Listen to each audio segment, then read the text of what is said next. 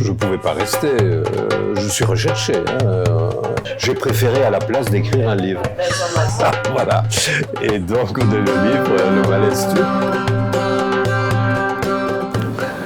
J'ai toujours fait de la politique à ma façon, mais pas politique active. J'ai toujours été activiste. J'ai fait de la science politique, j'ai fait de la science économique.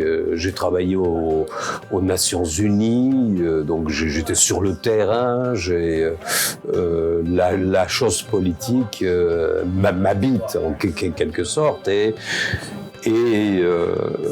récemment, donc, j'ai quitté les Nations Unies, par exemple, pour revenir à l'Académie et pour être dans le bain européen après 99, lorsque la Turquie a commencé sa candidature réellement à l'Union européenne. Et là, j'étais pratiquement de tous les coups je profitais en fait de cette synergie qui a commencé à pointer entre le désir de changement de la société civile turque et la dynamique européenne. Malheureusement, ça a foiré pour moult raisons, pour à la fois la faute en incombe aux deux parties.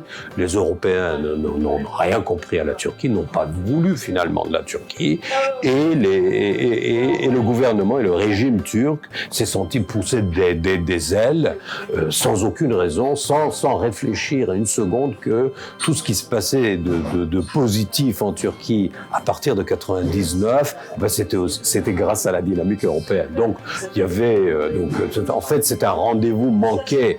On a été chassés, nous.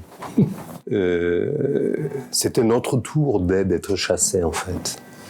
Avant c'était les Arméniens, les Grecs, les Syriaques, les Kurdes, etc. Et maintenant, c'est vraiment le tour des Turcs blancs, comme on les appelle.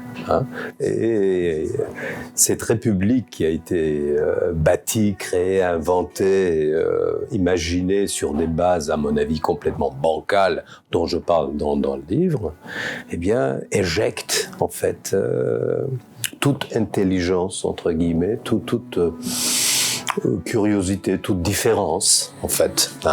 Et c'est une république monolithique de tout point de vue. Je ne pouvais pas rester. Je suis recherché. Je suis recherché. Je suis parti avant l'heure, mais il m'aurait mis en tôle.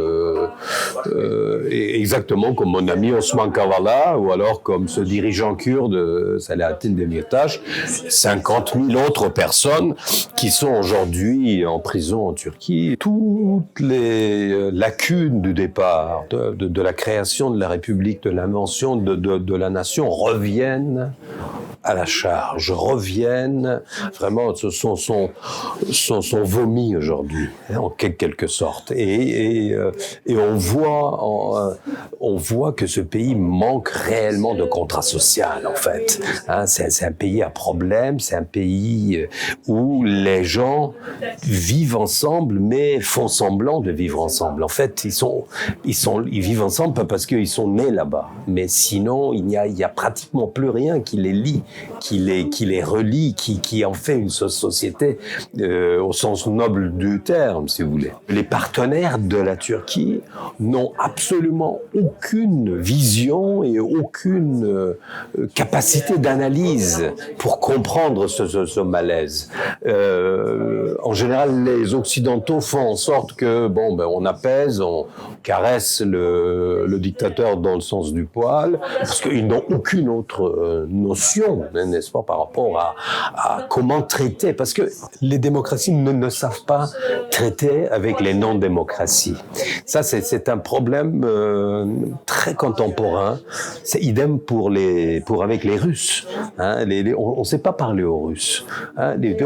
C'est même hors de question de dialogue, bien sûr, mais c'est deux monologues, en quelque sorte. Et idem pour les Chinois. Idem. Donc, il n'y a plus, en fait, on parlait de la fin de l'ordre mondial qui avait été mis en place après 1945. Cet ordre, on s'amusait à dire après 89 que maintenant c'était le nouvel ordre, etc. C'est le nouveau désordre aujourd'hui. hein. C'est vraiment, il y a d'un côté la panoplie d'autoritarisme et d'autocratie et de dictature, et de l'autre des démocraties qui essayent de tenir la barre, de continuer comme avant, mais entre ces deux grands groupes, hein, il n'y a pratiquement rien de concret et de positif qui se passe. Les Européens de départ, c'est-à-dire l'Europe occidentale en général, ne veut plus entendre parler de la candidature de la Turquie. Je crois que c'est pas mis au frigo, c'est terminé. Hein, faut pas rêver.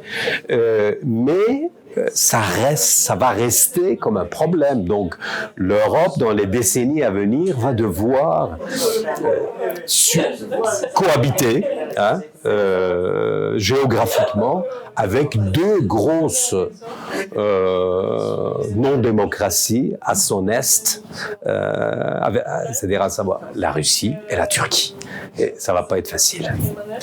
Les dictateurs, nous le savons tous, n'ont pas de dauphin. Lui non plus, il n'en a pas.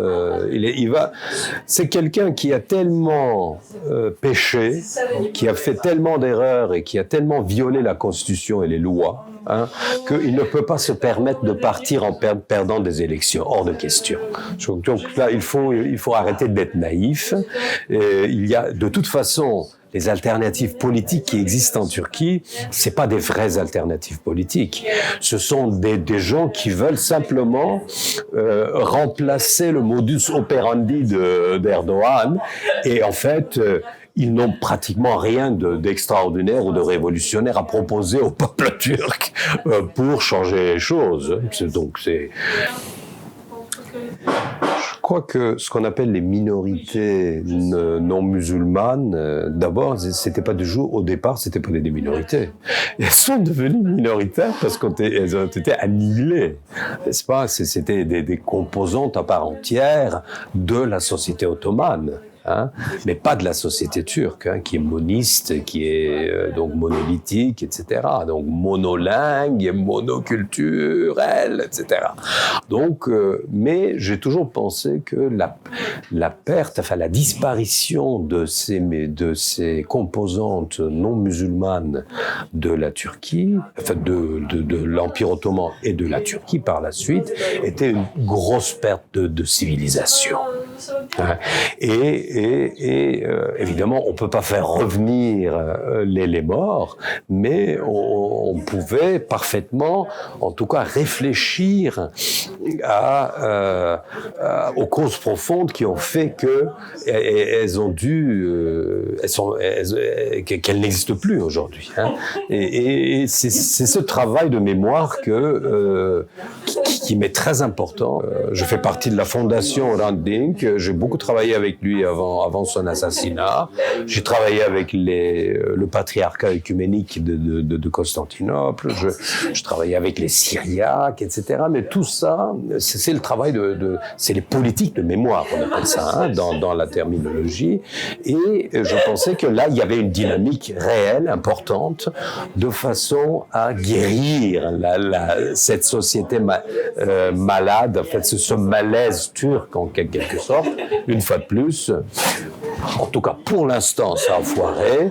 Est-ce que le verre n'est pas dans la pomme? Oui, le verre est dans la pomme. Alors c'est peut-être une note d'espoir. Bon, la Turquie va mal, même très mal, mais tous ces sujets tabous maintenant, ils sont là, ils sont quelque part en tout cas. Surtout les jeunes s'y intéressent de plus en plus. J'espère un jour qu'ils referont surface, mais ça va pas être facile. Türkler hep umuttan bahsediyor. Umut aşağı, umut yukarı. Donc, en turc. En turc. Umut, espoir, en français.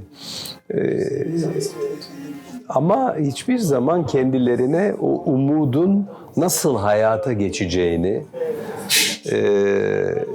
söylemiyorlar. Kendi kendilerine bile söylemiyorlar. Ya bir umut diye bir şey var ortalıkta böyle. Bir işte pozitif olmak, umutlu olmak, optimist olmak falan. Yani bunlar siyaset için yeterli şeyler değil. Başka şeyleri düşünmek lazım ve Türkiye'liler genellikle sorunların köklerine inmekten kaçınıyor. Ve dolayısıyla böyle dönüyorlar. Sadece dönüyorlar. Sorunların etrafında dolaşıyorlar ve pek bir şey çıkmıyor ortaya. Günün birinde belki çıkar, bilmiyorum.